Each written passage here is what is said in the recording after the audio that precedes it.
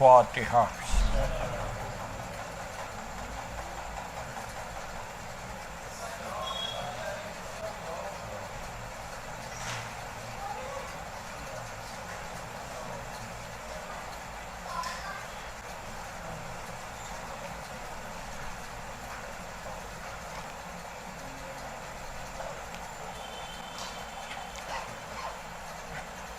لا حول ولا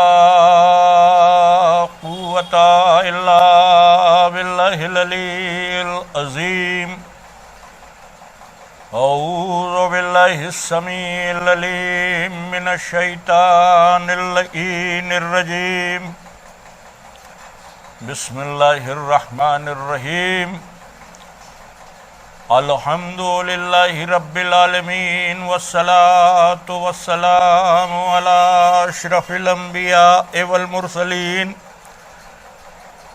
سيدنا ونبينا وشفيعنا ومولانا ومقتدانا بالقاسم محمد صلى الله عليه وسلم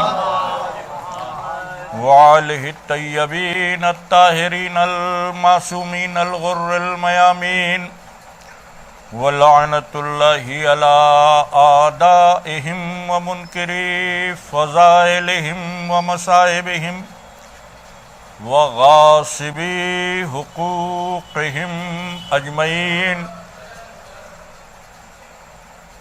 من لیلنا هذه الى قیام یوم الدین۔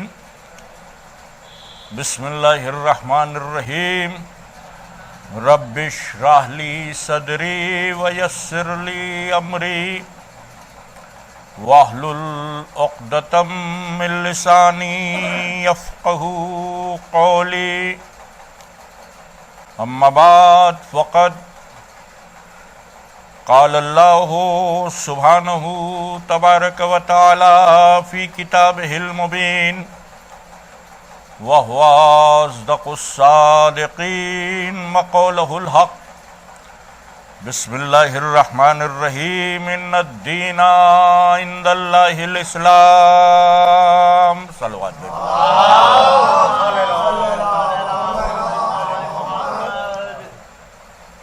برادران ایمانی، سورہ آل عمران کی 19ویں آیہ کریمہ، جس کی تلاوت کا شرف حاصل ہوا اور جس کے ذیل میں آپ حضرات کے روبرو مسلسل گفتگو رہی، اور آج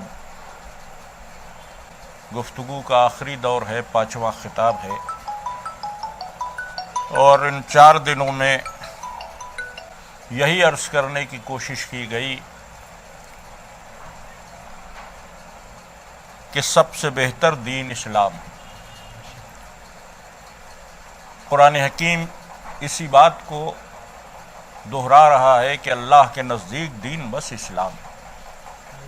تو جب سب سے بہتر دین اسلام ہے تو جنہوں نے اسلام قبول کیا ان کو سب سے بہتر انسان ہونا چاہیے، لیکن ایسا نہیں ہے، اور اگر ایسا نہیں ہے تو کیوں نہیں ہے؟ جہاں تک اس کے اسباب پر ممکن ہوا میں نے روشنی ڈالنے کی کوشش کی کہ لوگوں نے دین کو صحیح ذریعے سے حاصل نہیں کیا، اور رسول اللہ کے بعد ایک ایسا ماحول کریٹ ہو گیا اور ایک ایسی فضا بنا دی گئی کہ جس میں لوگ دین کے اصل وارثوں تک نہ پہنچ سکیں، اور اہل بیت اطہار کے جو دین کے تقسیم کرنے کا صحیح وسیلہ تھے ان سے امت کا لگاؤ کم ہوتا چلا گیا اور ختم ہو گیا۔ یہ جو چیزیں پیدا ہوئیں یہ لالچ میں پیدا ہوئیں، حکومت کی ہوس میں پیدا ہوئیں۔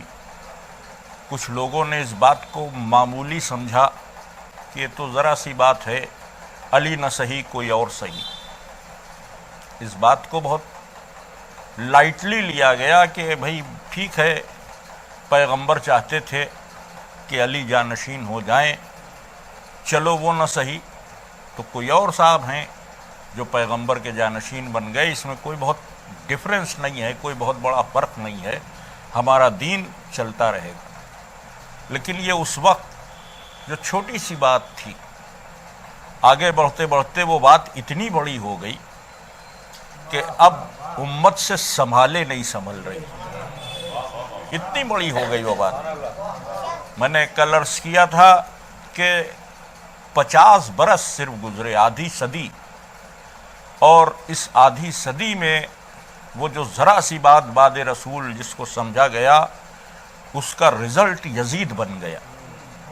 غور کیجئے کہ جس بات کو بہت معمولی سمجھا گیا تھا، اس کا نتیجہ جب سامنے آیا تو تخت حکومت اسلامی پر یزید بیٹھا ہوا نظر آیا۔ اب ذرا سا غور کیجئے کہ یہ اتنی بڑی بات تھی کہ جس کا کوئی تدارک امت کے پاس نہیں تھا، اس لیے کہ یزید اپنے حسب، اپنے نسب، اپنے کردار، اپنے افعال کی بنیاد پر وہ بدترین اور پسترین مخلوق ہے کہ جس سے انسانیت کی، شرافت کی، ہمدردی کی کوئی توقع ہی نہیں کی جا سکتی۔ یزید کو جو لوگ لائے وہ لوگ وہی تھے کہ جنہوں نے علی کو ہٹایا۔ ایک بیک یزید نہیں آ گیا کہ حکومت کے تخت پہ کود کے بیٹھ گیا ہو، ایسا نہیں۔ ایک پوری 50 سال کی سازش تھی جس نے یزید تک زمام حکومت پہنچا دی۔ میں نے عرض کیا تھا کہ آج کی گفتگو میں کوشش کروں گا کہ میں یہ عرض کروں کہ یزید کون ہے، تو کہنے کو ابو سفیان کا پوتا ہے، ہندا کا پوتا ہے، معاویہ کا بیٹا ہے۔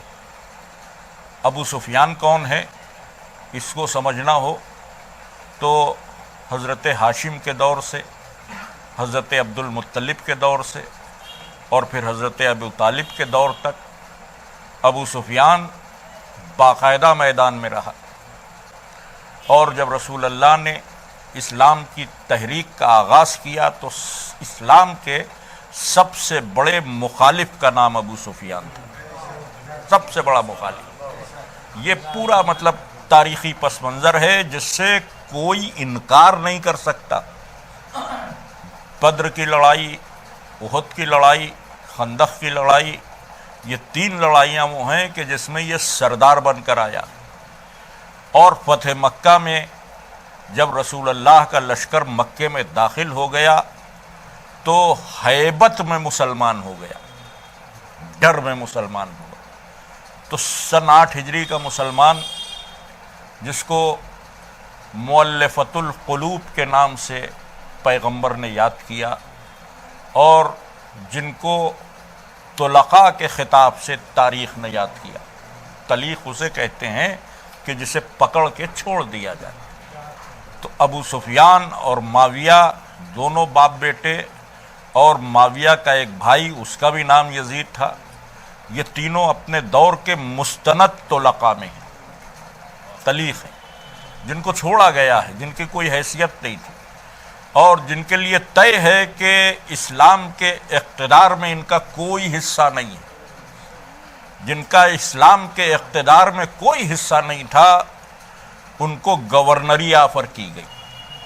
اب دیکھیے کہ دوسرے خلیفہ کے لیے ملتا ہے کہ وہ ایک گورنر کو بہت دن رہنے نہیں دیتے تھے، جو ان کے بارے میں تاریخیں لکھتی ہیں۔ کوئی ضروری نہیں ہے کہ جو تاریخوں نے لکھا ہو ہم اس سے متفق بھی ہو جائیں، مگر کہا یہی گیا کہ وہ اتنے ایماندار تھے کہ وہ ایک گورنر کو بہت دن ٹکنے نہیں دیتے تھے۔ ان کا یہ دستور تھا کہ 1.5-2 سال میں گورنر بدل دیتے تھے۔ آپ اس کو سازش نہیں تو اور کیا کہیں گے کہ ہر گورنر 2 سال میں بدل جاتا تھا، مگر ابو سفیان کی اولادوں کو 20 سال شام میں رکھا گیا۔ کس لیے رکھا گیا؟ صرف اس لیے رکھا گیا کہ اہل بیت کے خلاف ایک مضبوط مورچہ شام میں تیار ہو جائے، کیونکہ مدینے میں ذرا سا مشکل تھا تو شام میں اس فضا کو ہموار کیا گیا، اور 20 سال تک معاویہ کو گورنر بنایا گیا، اس کے بھائی یزید ابن ابو سفیان کو گورنر بنایا گیا، اور جب تیسرے خلیفہ تخت حکومت پر آئے تو انہی نے بنی امیہ کو اتنا آگے بڑھایا کہ جو رسول کے نکالے ہوئے تھے وہ مدینے میں دندناتے ہوئے پھر رہے تھے، جن کے لیے رسول نے بین کر دیا تھا کہ تم مدینے میں نہیں آ سکتے ہو، ان کو تیسرے خلیفہ مدینے میں لے آئے۔ ان کا بڑے رحم دل تھے، کیا کہنا رحم دلی کا، بہت خوب۔ اگر تیسرے خلیفہ رحم دل تھے تو پھر مودی جی بھی بڑے رحم دل ہیں، وہ بھی دوسرے ملکوں میں جو ہندوستانی پھنسے ہیں ان کو یہاں لے آنا چاہتے ہیں، اور سی اے اور NRC چل رہا ہے۔ تو اگر تیسرے خلیفہ کی رحم دلی کا قصیدہ پڑھتے ہو تو اس کا بھی پڑھو، لیکن اگر اس کے خلاف کھڑے ہو تو پہلے اس کے خلاف کھڑے ہو کہ جو رسول کے نکالے ہوئے کو لے کر آیا۔ ایک صلوات بھیجے محمد والے محمد۔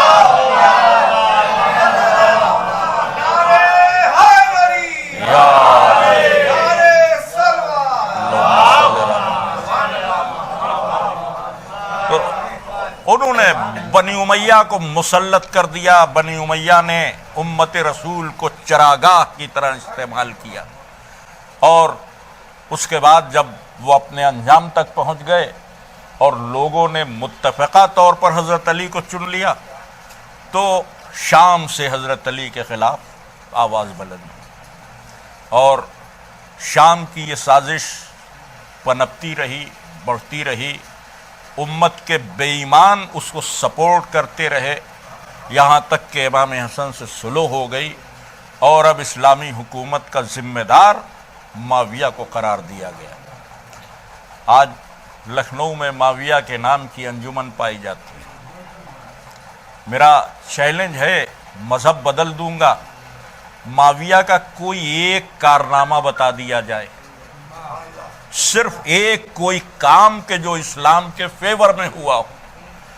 اگر ایک بھی کام نکل آئے تو ہم معاویہ کو برا کہنا چھوڑ دیں گے، لیکن اگر ٹوٹل اسلام کی مخالفت میں معاویہ کی زندگی ہے تو پھر ہمارا آپ سے سوال ہے کہ آپ کس بنیاد پر رضی اللہ کہہ کر یاد کر رہے ہیں؟ وہ بنیاد کیا ہے؟ صرف وہ بنیاد بتا دی جائے۔ آپ ذرا سا غور فرمائیں کہ یہ بات ہوا میں نہیں ہے، پوری تاریخی مطالعے کی ذمہ داری کے ساتھ ہے کہ معاویہ نے اپنی زندگی میں کوئی ایک اسلام کی خدمت اگر کی ہو، کوئی ایک اسلام کی خدمت۔ عزیزان گرامی، اسلام کے نام پر عیاشیوں کے بازار گرم ہو گئے، اور شام کے قبائل میں شکارگاہیں بنا دی گئیں جہاں عیش و طرب کی محفلیں سجا کرتی تھیں، اور انہی شکارگاہوں میں ایک عیسائی قبیلہ تھا جس کی ایک دوشیزہ پر معاویہ کا دل آ گیا، جس کا نام میسونہ تھا۔ یہ میسونہ، یہ کون ہے؟ یہ میسونہ یزید کی ماں ہے۔ تو ظاہر ہے کہ وہ خانہ بدوش اعتبار سے زندگی گزارنے والی، اس کو اٹھا کر وہ محل لے آیا، تو محل اسے راست نہیں آیا، محل اسے راست نہیں آیا۔ تو ایک دن وہ محل کی کھڑکی پہ کھڑی کچھ شعر پڑھ رہی تھی، اور وہ شعر معاویہ نے سن لیے۔ شعر کیا تھے؟ شعر بھی آپ اس کا ترجمہ سماعت فرما لیں کہ وہ کہہ رہی تھی کہ میں اپنے قبیلے کے کسی مدقوق آدمی سے بیاہ دی جاتی۔ مدقوق اسے کہتے ہیں جسے دق ہو، بزرگ بہتر سمجھتے ہیں، اب یہ لفظ بولا نہیں جاتا ہے، جس کو ٹی بی کا مریض کہتے ہیں۔ ایک مریل سڑا سا کوئی آدمی جو ٹی بی کا مریض ہو، وہ کہہ رہی کسی ٹی بی زدہ سے میری شادی ہو جاتی تو میں خوش رہتی، اس نک چھیدے بچھڑے کے ساتھ میں خوش نہیں۔ یہ مطلب یزید کی ماں کی ورڈنگ ہے جو معاویہ کے خلاف ہے۔ تو معاویہ نے اسے واپس بھیج دیا، اور جب واپس بھیج دیا تو وہاں چلی گئی اور اپنا خوش رہنے لگی، اور وہاں یزید پیدا ہوا۔ جو پیدا ہوا ہے یزید، اس بات کو ذہن میں رکھیے گا کہ جب معاویہ نے اپنی بیوی میسونہ کو اس کے علاقے میں واپس کر دیا تو 2 سال کے بعد پیدا ہوا۔ اب سوال یہ ہے کہ 2 سال بعد پیدا ہوا، یہ نہ جانے معاویہ کی کون سی کرامت تھی کہ یہ شام میں بیٹھا تھا، وہاں یزید پیدا ہو گیا۔ تو آپ ذرا غور بائیں، تو بعض لوگوں نے یہ لکھنے کی کوشش کی کہ نہیں، معاویہ کا آنا جانا تھا، چلیے آنا جانا تھا تو جس سے طلاق ہو گیا پھر اس سے تعلق کی کیا ضرورت ہے؟ تو اگر آپ دیکھیں تو یزید اس کیریکٹر کا نام ہے کہ جو دونوں طرح سے غیر حلالی ہے، جو حلال زادہ ہے ہی نہیں۔ اجب معاویہ کی پرابلم یہ تھی کہ ان کو اور کوئی ایسی اولاد نہیں تھی کہ جس کو وہ اپنا جانشین بنائیں، تو پھر وہ یزید کو اٹھا لائے، اور یزید جو ہے اپنے محل میں پرورش پانے لگا، انہی عیاشیوں میں، انہی بدفعلیوں میں اور انہی معاملات میں اپنے محل میں پرورش پانے لگا۔ اور میں کیا عرض کروں کہ شام کا وہ محل کیا تھا، اس کے آگے جو واقعات ہیں میں بچوں کے سامنے ممبر سے بیان نہیں کر سکتا، بڑی مجبوری ہے کہ میں ممبر سے بیان ہی نہیں کر سکتا۔ اب ذرا غور، میں بس یوں سمجھ لیں ایک لفظ میں کہ کوئی جائز رشتہ ایسا نہیں تھا کہ جس پہ یزید نے تصرف نہ کیا ہو، کوئی جائز رشتہ ایسا تھا ہی نہیں جس پہ یزید نے تصرف نہ کیا ہو۔ اور جو امام حسین علیہ السلام سے پہلا مقابلہ ہے وہ بھی اسی یزید کے عیاشی کی بنیاد پر۔ یہ مکے آیا اور پھر مدینے آیا، تو مدینے کی ایک خاتون کے ساتھ اس نے زیادتی کرنا چاہی، اٹھا لے جانا چاہا، جن کا نام تاریخ میں ہند بنت عبداللہ۔ آپ مرثیے سنتے ہیں نا، قید خانے میں تلاتم ہے کہ ہند آتی ہے، تو یہ ہند مدینے کی رہنے والی تھی۔ یزید نے زیادتی کرنا چاہی تو امام حسین نے یزید کے غنڈوں سے اس کو بچایا، اپنے گھر میں پناہ دے دی۔ اب ظاہر ہے کہ نبی کے نواسے کے گھر کی طرف آنکھ اٹھا کر کون دیکھے، اور جس گھر میں عباس و مسلم و محمد حنفیہ رہتے ہوں وہاں چھوٹے موٹے لوگ آ جائیں، یہ ممکن ہی نہیں تھا۔ تو عزیزان گرامی، اب یزید نے اپنے باپ معاویہ سے کہا، تو بجائے سمجھانے کے معاویہ نے امام حسن سے کہا، تو امام حسن علیہ السلام نے بات کی امام حسین علیہ السلام سے کہ کیا معاملہ ہے، تو ان کا یہ زیادتی کر رہا ہے، کہا وہ اس سے عقد کرنا چاہتا ہے، کہا اگر عقد کرنا چاہتا ہے تو عقد یہاں ہوگا، بیوی بنا کر لے جائے، اٹھا کر لے جانے کی اجازت میری مملکت میں نہیں ہے۔ تو پھر مجبوراً یزید کو اپنے عیاشی کے جذبوں کو ترک کر کے ہند بنت عبداللہ سے عقد کرنا پڑا۔ گرامی، وہ عقد ہوا، لیکن یزید کے دل میں گرہ پڑ گئی تھی امام حسین سے۔ یہیں سے ظاہر ہے کہ جو عیاشیوں پر بند لگائے گا اس کے خلاف ایک مورچہ تو کھلے گا، اور ایسی صورت میں کہ جب باپ بادشاہ ہو، ظاہر ہے تو اب اس کے دماغ میں تو یہی ہے کہ میں بادشاہ کا بیٹا ہوں، تو اس کو امام حسین علیہ السلام سے ایک مخالفت تھی، اور مجبوری یہ تھی کہ پورے عرب میں معاویہ سب کے سامنے سر اٹھا سکتا تھا، مگر حسین کے سامنے سر اٹھانے کی جرأت نہیں تھی، اس لیے کہ اگر کبھی سر اٹھانے کی کوشش بھی کی تو امام حسین نے اس کو اس کا حسب نسب یاد دلا دیا، اور یہی مولائے متقیان نے بھی کیا۔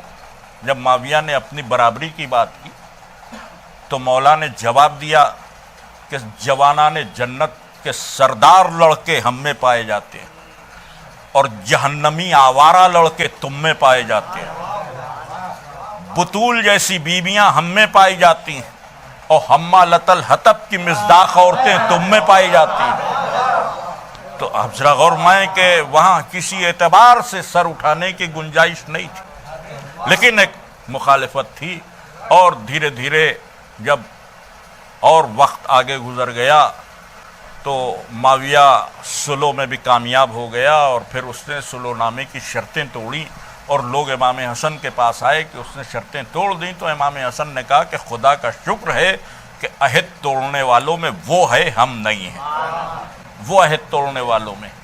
اور اس کے بعد اس نے امام حسن علیہ السلام کی شہادت کے بعد جو صلح نامے کی شرط تھی، میں نے ایک دن عرض کی کہ حکومت یا تو امام حسن کو ملے گی یا امام حسین کو، وہ اس سے آزاد ہو گیا، اور وہ یزید کے لیے کوشش کرنے لگا، اور اس کوشش میں جس آدمی نے ساتھ دیا ہے تاریخ میں اس کا نام ہے مغیرہ ابن شعبہ۔ بچے اس نام کو یاد رکھیں، مغیرہ ابن شعبہ۔ معاویہ نے اس کو گورنر بھی بنایا اور پھر ناراض ہو گیا، اور ناراض ہو کر جب بلایا تو یہ غائب ہو گیا، اور 2-3 مہینے بعد شام پہنچا۔ جب یہ شام پہنچا تو معاویہ دیکھتے ہی برہم ہو گیا کہ تو کہاں غائب تھا، اور انہوں نے تجھے بلایا تھا۔ تو اس نے کہا کہ میں تو تیرے لیے کام کر رہا تھا۔ کہا کیا کام کر رہے تھے؟ کہا تیرے لیے کام یہ کر رہا تھا میں کہ تیرے بیٹے یزید کی خلافت کی راہ ہموار کر رہا تھا، میں لوگوں سے بیعت لے رہا تھا۔ تو معاویہ نے مغیرہ سے پوچھا کیا ایسا ممکن ہے؟ اور میں کہ خود معاویہ کو بھی اس پر پورا یقین نہیں تھا کہ یہ کام ہو سکتا ہے، کیا یہ ممکن ہے؟ مغیرہ نے کہا بالکل ممکن ہے، اور اس نے 3 لوگوں کو اپنے بیٹے کے ہمراہ شام بلوایا۔ وہ لوگ آئے اور انہوں نے معاویہ سے کہا کہ ہم یزید کی بیعت کرتے ہیں۔ تو جب مغیرہ کے بیٹے نے ان لوگوں کو پیش کیا اور انہوں نے بیعت کی بات کی، تو تاریخ میں ہے، بہت ذرا سا اس نقطے کو محسوس کریں کہ معاویہ نے چپکے سے مغیرہ کے بیٹے سے پوچھا کہ تیرے باپ نے ان کا دین کتنے میں خریدا؟ یہ معاویہ کا سوال ہے جو آج بھی تاریخ میں، کہ تیرے باپ نے ان کا دین کتنے میں خریدا؟ تو مغیرہ کے بیٹے نے کہا کہ 30,000 درہم میں۔ تو اس نے کہا وائے ہو، بہت سستے میں دین بیچ دیا۔ اس کا مطلب یہ کہ یہ تو معاویہ بھی جانتا ہے کہ یزید کی خلافت کی بات وہ کرے گا جو دین بیچ چکا ہو، جو دین بیچ چکا ہو۔ کل جنہوں نے دین بیچ دیا تھا انہوں نے یزید کی بیعت کر لی تھی، آج جو دین بیچ چکے ہیں وہ یزید کو زندہ باد کہنے لگے۔ وہ کل کے لوگ بھی دین بیچ چکے تھے، آج کے یہ لوگ بھی دین بیچ چکے ہیں، اس لیے کہ دین ان کے پاس نہیں۔ دین ہوتا تو یزید کی مدح و ثنا کا سوال ہی نہیں۔ عزیزان گرامی، ان 3 لوگوں نے بیعت کا اعلان کیا، اور اس کے بعد معاویہ نے کوششیں شروع کر دیں، اور بس میں گفتگو کو آخری مرحلے تک لانے کی کوشش کر رہا ہوں تاکہ یہ مختصر سی تاریخ بچوں کے ذہن میں پڑی رہے کہ یزید کس طرح تخت پر آیا۔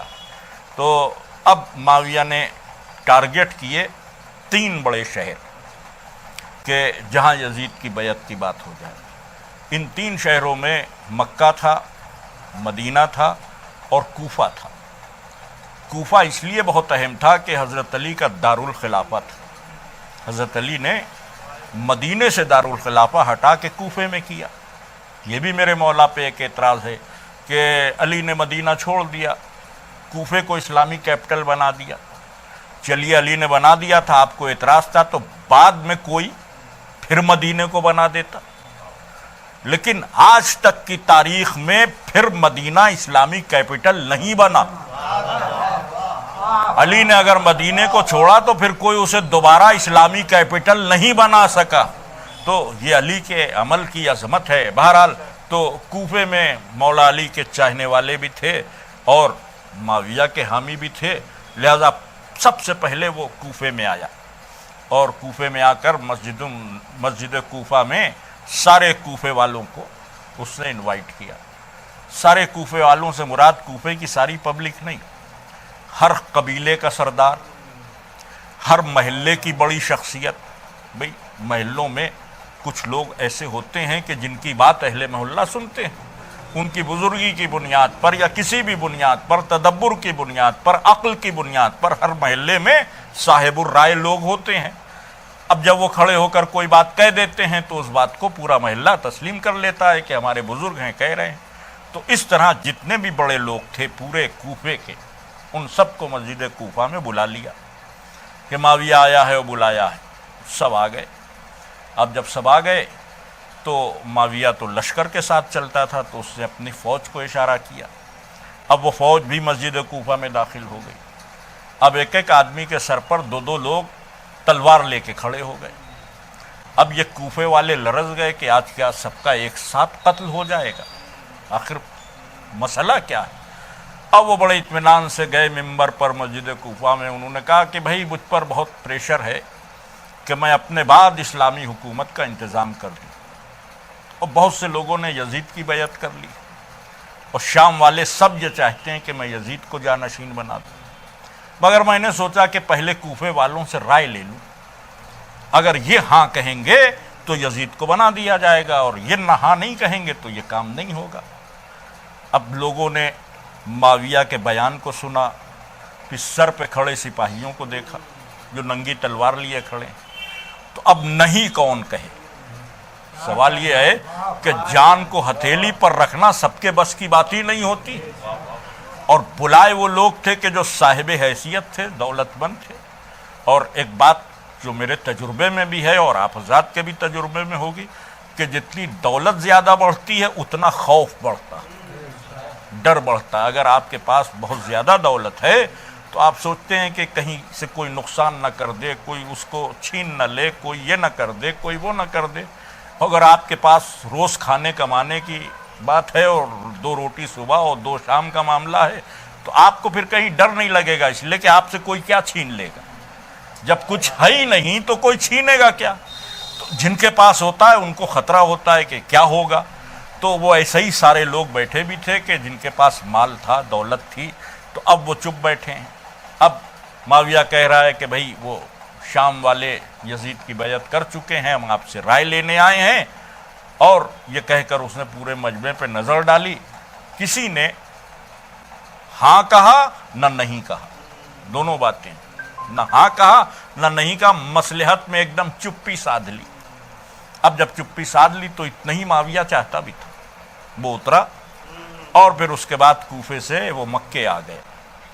اب جب مکے آ گیا تو یہاں خانہ کعبہ کے پاس اس نے سارے مکے کو اسی صورت میں جمع کیا اور یہی تقریر کی کہ لوگوں کا اصرار ہے کہ میں اپنے بعد یزید کی جانشینی کا اعلان کر دوں، مگر میں نے سوچا کہ مکے والے شہر اللہ کے رہنے والے ہیں اور مسجد الحرام کے رہنے والے ہیں، ان کی رائے ضروری ہے۔ اور اس کے بعد اس نے ایک جھوٹ بھی بول دیا کہ میں کوفے بھی گیا تھا، کوفے والوں نے یزید کی بیعت کر لی، جبکہ کوفے والوں نے نہ ہاں کہا تھا نہ نہیں کہا تھا، صرف چپ رہے تھے۔ تو اگر باطل کے سامنے خاموش ہو جایا جائے تو اکثر باطل کو فائدہ پہنچتا ہے، حق کمزور ہوتا ہے، اس لیے باطل کے سامنے چپ رہنے کا موقع نہیں۔ اب وہاں وہ کوفے والے چپ ہو گئے تھے تو اس کو بھی کہنا پڑا، اس نے یزید نے کہہ دیا معاویہ نے کہ کوفے والے بیعت کر چکے ہیں۔ اب مکے والے بھی اسی کنڈیشن کے لوگ۔ اب اس کا آخری شہر تھا مدینہ۔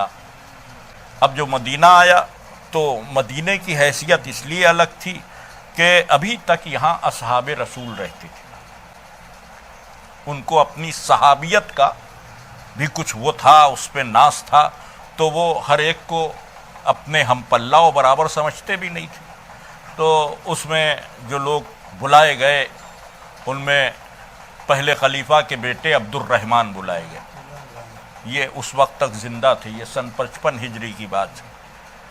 جب یزید نے خط لکھا ہے تو عبد الرحمن ابن ابو بکر مر چکے تھے، لیکن جب معاویہ آیا ہے تو یہ زندہ تھے۔ دوسرے خلیفہ کے بیٹے عبداللہ ابن عمر تھے، رسول کے صحابی مسور ابن مخرمہ تھے، اور تمام وہ لوگ کہ جو صاحب عزت گردانے چاہتے تھے وہ سب لوگ تھے۔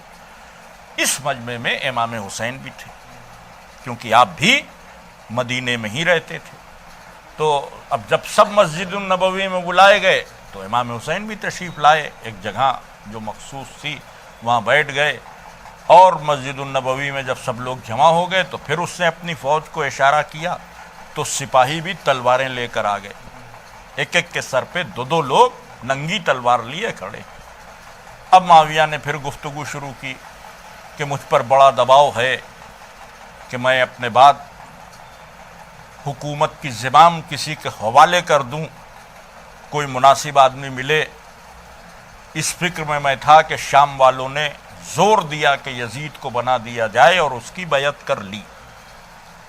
ابھی تقریر یہیں پر پہنچی تھی کہ امام حسین اپنی جگہ سے بلند ہوئے، جیسے آپ بیٹھے ہیں تو آپ بیٹھے بیٹھے ایک بیک گھٹنوں کے بل کھڑے ہو جائیں، پورے خط سے بھی نہیں، گھٹنوں کے بل کھڑے ہوئے، اور آواز دی کہ کس کی خلافت کی بات ہو رہی۔ اب یہ آواز جو معاویہ کے کان میں گئی تو اس نے دیکھا اور اس نے سمجھ لیا کہ اب امام حسین کھڑے ہو گئے ہیں تو معاملہ خراب ہونا ہے۔ ادھر وہ لوگ جن کے ہاتھ میں تلوار تھی وہ آگے بڑھے. تو تاریخ لکھتی ہے کہ امام حسین نے صرف گھور کر دیکھا, بس ان سپاہیوں کو جو تلوار لیے ہوئے تھے گھور کر دیکھا تو ان دونوں کے ہاتھ سے تلوار چھوٹ گئی. بس مجھے کہنے دیے کہ صاحب ذوالفقار کے بیٹے نے نظروں کی ذوالفقار کا وار کر دیا اور تلوار چھوٹ کر گر گئی. اور اب جو گری تو چھناکا بھی ہوا. اب معاویہ اور متوجہ ہوا کون ہے بیچ میں جو ڈسٹرب کر رہا ہے, کیا بات ہے. تو اس نے بہت سخت لہجے میں یہ بات کہی کہ لہجے کے دباؤ میں امام حسین بیٹھ جائیں, سمجھ لیں کہ بادشاہ کا مزاج کیا ہے. لیکن جتنے سخت لہجے میں اس نے کہا کون ہے, تو اس سے زیادہ سخت لہجے میں امام حسین نے کہا میں ہوں حسین ابن علی, میں پوچھ رہا ہوں کہ تو کس کی خلافت کی بات کر رہا. اب اس نے دیکھا کہ لہجے کا بھی اثر نہیں ہوگا. ارے آپ ہیں حسین, نبی کے نواسے. فوراً چینج ہو گیا, میں اپنے بیٹے یزید کی خلافت کی بات کر رہا ہوں. تو جیسے اس نے یزید کا نام لیا تو امام حسین نے بہت مختصر سا ایک خطبہ دیا, بہت مختصر سا. اور اس خطبے میں نہ حمد بیان کی نہ مدح رسول کی, ڈائریکٹ مقصد کی بات کی. اگر آپ خاندان رسالت کے خطبات دیکھیں تو کوئی خطبہ شروع ہی نہیں ہوتا جب تک حمد الہی نہ ہو جائے. آپ نہج البلاغہ کے خطبے دیکھیں تو اللہ کی حمد سے شروع ہوتے, پھر رسول کی مدح ہوتی ہے, پھر مقصد کی بات ہوتی ہے. مگر خطبات کی تاریخ کا یہ اکلوتا خطبہ ہے کہ جو نہ حمد سے شروع ہو رہا ہے نہ نعت سے شروع ہو رہا ہے, ڈائریکٹ مقصد کی بات ہے. اور کہیے تو میں لفظوں کو بدل دوں کہ خاندان رسالت میں ہر خطبہ تولے سے شروع ہوتا ہے. یہ پہلا خطبہ ہے جو تبرے سے شروع رہا, تبرے سے شروع ہو رہا. جیسے ہی اس نے کہا کہ میں یزید کی بات کر رہا ہوں, ویسے ہی امام حسین علیہ السلام نے فرمایا کہ وہی یزید جو شرابی ہے. مجمع میں سکوت, سناٹا, سب سر جھکائے بیٹھے. ظاہر ہے کہ کوئی یہ بھی نہیں کہہ سکتا کہ مولا حسین آپ غلط کہہ رہے ہیں. کہ وہی یزید جو شرابی ہے, وہی یزید جو جواری ہے, وہی یزید جو بندروں سے کھیلتا ہے, وہی یزید جو لہو لعب میں مصروف ہے. اور اس کے بعد کا جملہ تو جملہ کیا تھا, پورا شجرہ تھا.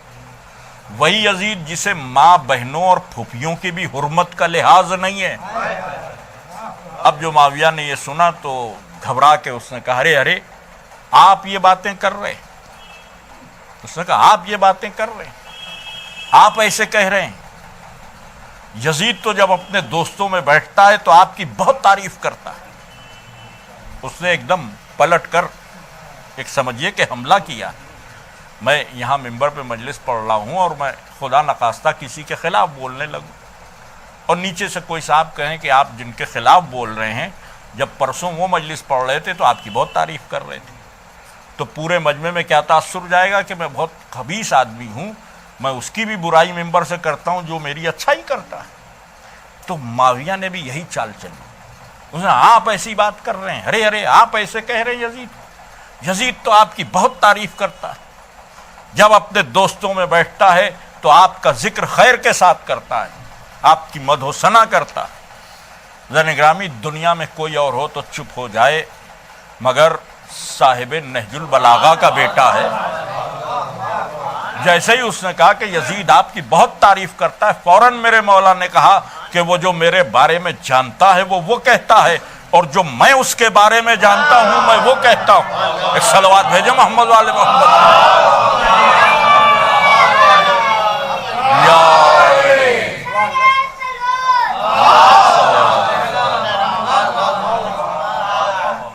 تو ذرا سا آپ محسوس کریں کہ امام حسین نے معاویہ کے منصوبے کو خاک میں ملا دیا اور معاویہ مدینے سے واپس آ گیا.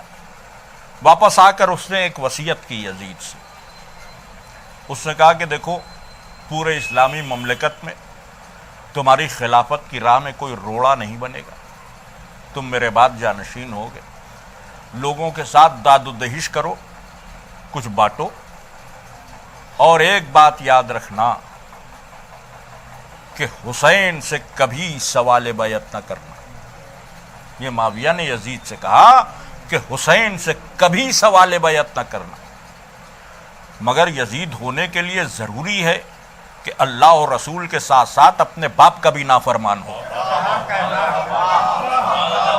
یزید ہونے کے لیے تو یہ چیزیں ضروری ہیں نا، تو اب اس کے باپ نے تو منع کیا تھا، لیکن جب 22 رجب سن 60 ہجری کو معاویہ واصل جہنم ہوا اور یزید تخت حکومت پر بیٹھا تو اس نے کوئی کام ہی نہیں کیا۔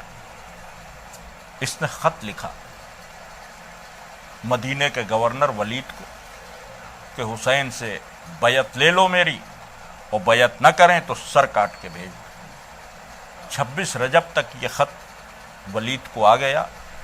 ولید نے امام حسین علیہ السلام کو بلایا اور یزید کا خط پیش کر دیا، اور امام حسین علیہ السلام نے کہا کہ دن کے اجالے میں بلانا سب کو تو اس موضوع پہ بات ہوگی۔ اور پھر دربار میں مروان نے جب گستاخی کی تو امام حسین نے آواز بلند کی۔ یہ 26 رجب کی رات کی بات ہے، اور پھر دربار سے نکل آئے، گھر آئے۔ گھر آ کر امام حسین نے کہا کہ اب ہم مدینے میں نہیں رہیں گے۔ 27 رجب کا پورا دن سفر کی تیاری کے لیے طے ہوا کہ سفر کی تیاری ہے، 28 رجب کو مدینے سے نکل جانا۔ 27 رجب کو 2 بار امام حسین گھر سے باہر نکلے، تاریخ میں کہ 2 بار گھر سے باہر نکلنے کی ضرورت ہے۔ دونوں بار 2 لوگ ملے، ایک بار عبداللہ ابن عمر ملے، وہ ہمدرد بن گئے، اور ہمدرد بن کر انہوں نے کہنا شروع کیا کہ یزید بہت ظالم ہے، بہت بدخماش ہے، آپ سفر نہ کیجئے، آپ چپ چاپ بیٹھ جائیے، اور یزید کا معاملہ یہ ہے کہ وہ آپ کو قتل کر ڈالے گا، ہم نہیں چاہتے کہ نبی کا نواسہ شہید ہو، اور اگر یزید کی بات مان لی جائے گی تو وہ داد و دہشت سے کام لے گا، سب کچھ کر سکتا ہے، جو کچھ ان سے وعدہ کیا ہوگا وہ سب انہوں نے گنانا شروع کیا۔ تو امام حسین نے کہا کہ تم چاہتے ہو کہ میں زندہ رہوں، لیکن میں چاہتا ہوں کہ میرے نانا کا دین زندہ رہے۔ یہ امام حسین نے جواب دیا۔ دوسری بار جب نکلے تو مروان ملا، مروان نے بھی یہی باتیں کی کہ اگر آپ یزید کی بات مان لیں تو میں سفارش کروں گا اور آپ کو گورنری مل جائے اور یہ ہو جائے۔ تو مروان کو امام حسین نے سخت جواب دیا، کیونکہ وہ فورس ڈال رہا تھا کہ آپ یزید کی بات مان لیں۔ تو امام حسین نے فرمایا کہ کوئی مجھ جیسا کسی اس جیسے کی بیعت نہیں کرتا، کوئی مجھ جیسا کسی اس جیسے کی بیعت نہیں کرتا، اس مجھ جیسے کی وسعت میں حسین سے لے کر علی تک کا سلسلہ، اور اس جیسے میں یزید سے لے کر ثقیفہ تک کا سلسلہ، کوئی مجھ جیسا کسی اس جیسے کی بیعت نہیں کرتا، اور اب بیعت نہیں ہوگی، حسین انکار کر رہے ہیں۔ 27 رجب کو امام حسین نے بھرے بازار میں انکار کر دیا، اور 28 رجب کو مدینے سے نکلے، اور اب جو نکلے تو پورا کنبہ ساتھ لے کر نکلے۔ عزیزان گرامی، تاریخوں میں ہے کہ 36 عماریاں تھیں، ان 36 عماریوں میں سیدانیاں تھیں، چھوٹے چھوٹے بچے تھے، جتنے جوان تھے وہ گھوڑے پر سوار تھے، اور جب قافلہ جا رہا تھا تو قافلہ جانے کی شان بھی تاریخ نے لکھی کہ جو اونٹوں پر عماریاں تھیں جن میں بیویاں تشریف فرما تھیں اور بچے تھے، حسینی جوان چاروں طرف اپنے حصار میں لیے گھوڑے میں ان عماریوں کو آگے بڑھا رہے تھے، اور عباس غازی کبھی سب سے آگے نظر آتے تھے، کبھی سب سے پیچھے نظر آتے تھے، پورے کارواں پہ نظر تھی۔ عزیزان گرامی، اس شان سے حسین کا کارواں نکلا کہ بہت دن تک اہل مدینہ ذکر کرتے رہے کہ ایسی سواری کبھی دیکھی نہیں۔ یہ 28 رجب سن 60 ہجری کی بات ہے کہ جب حسین مدینے سے نکلے تو اس شان سے نکلے کہ ہاشمی جوان تھے، ایک ہجوم تھا، سیدانیاں تھیں۔ یہ جو 28 رجب کو قافلہ گیا ہے، یہ واپس کب آیا؟ 2 سال بعد، سن 60 ہجری سے جو لوگ مدینے سے سن 60 ہجری میں نکلے تھے حسین کے کارواں کے، 28 رجب کو وہ 8ویں ربیع الاول سن 62 ہجری میں لوٹے۔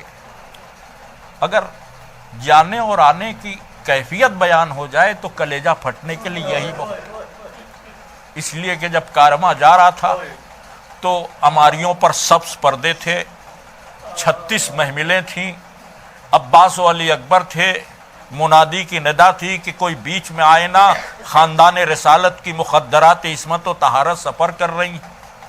اور جب یہی لوٹا ہے کارواں تو 36 کی جگہ 4 عماریاں تھیں، 36 کی جگہ 4 عماریاں تھیں۔ زنگرامی جب کارواں گیا ہے تو 100 سے اوپر بچے تھے جو عماریوں میں ماؤں کی گود میں بیٹھے تھے۔ زنگرامی یہ 100 سے اوپر بچے تھے جو ماؤں کی گود میں بیٹھے تھے، اور جب کارواں واپس آیا تو ان 100 میں کوئی ایک بھی واپس نہیں آیا۔ ایک ہمارے 5ویں امام محمد باقر علیہ السلام لوٹ کر آئے اور کوئی بچہ نہیں آیا۔ زنگرامی یہ کارواں جب واپس آیا تو اس کارواں کا انتظار شدت سے مدینے میں ہو رہا تھا۔ حسین اپنی ایک بیمار بیٹی کو چھوڑ کر گئے تھے، بس مجلس تمام ہو رہی ہے اور یہ بیمار بیٹی اپنی دادی ام البنین سے، اپنی دادی جناب ام سلمہ سے سوال کرتی تھی کہ کب میرے بابا آئیں گے، کب وہ قافلہ لوٹ کر آئے گا۔ زنگرامی جانے والے سب چلے گئے تھے، جناب عباس کی والدہ تھیں، جناب ام سلمہ تھیں، اور جناب عباس اپنے ایک بیٹے کو چھوڑ کر چلے گئے تھے کہ جو دادی کے پاس رہے۔ تو وہ بیٹا اکثر بی بی فاطمہ صغریٰ کو سنتا تھا کہ بی بی روتی ہیں کہ میرے بابا کب آئیں گے۔ ایک دن صبح وہ بیٹا گھر سے نکلا جو مولا عباس کا فرزند تھا، اور دیر ہو گئی نہیں آیا تو دادی پریشان ہو گئیں کہ وہ بچہ کہاں چلا گیا۔ پوتے کو ڈھونڈنے کے لیے لوگوں سے کہنے لگیں شام ڈھلے عباس کے بیٹے تشریف لائے جن کا نام فضل ابن عباس تھا۔ جب فضل ابن عباس تشریف لائے تو دادی نے پوچھا کہ آپ کہاں گئے تھے؟ کہا میں مدینے کی شاہراہ پر بیٹھ گیا تھا، کیونکہ بی بی فاطمہ صغریٰ روز گریا کرتی ہیں۔ میں نے کہا میں دیکھوں اگر کارواں آتا دکھائی دے گا تو سب سے پہلے میں آ کر گھر میں خبر دوں گا تاکہ بی بی کی آنکھوں کے آنسو پوچھ جائیں۔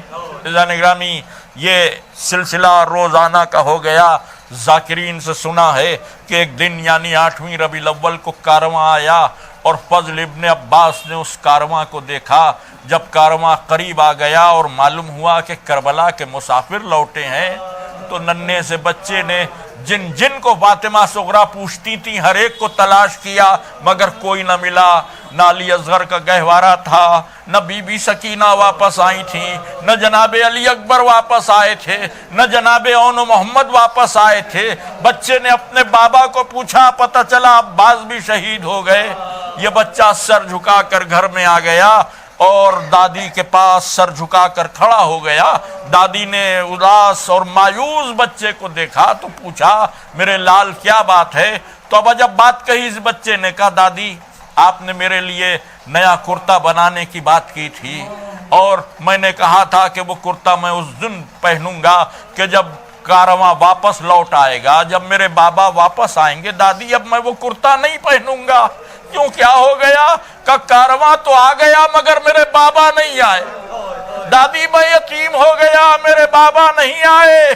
یہ خبر بی بی فاطمہ صغریٰ نے بھی سنی کہ کارواں لوٹ آیا۔ یہ خبر کوہرام بن گئی۔ جناب محمد حنفیہ علیل تھے، جب سنا کہ کربلا کے مسافر لوٹ کر آئے ہیں تو اس بیماری کے عالم میں گھر سے نکلے اور دوڑتے ہوئے جب مدینے کے باہر آئے تو ایک ایک سے پوچھ رہے ہیں کہ میرا بھتیجا سید سجاد کہاں ہے؟ اتنے میں ایک بزرگ آگے بڑھ کے سلام کیا، چچا آپ نے اپنے بھتیجے کو نہیں پہچانا؟ سینے سے لگا لیا، میرے لال تم تو مجھ سے زیادہ ضعیف نظر آتے ہو۔ اے چچا کربلا سے شام تک درے کھاتا ہوا گیا ہوں، بھرا گھر کربلا میں لٹ گیا۔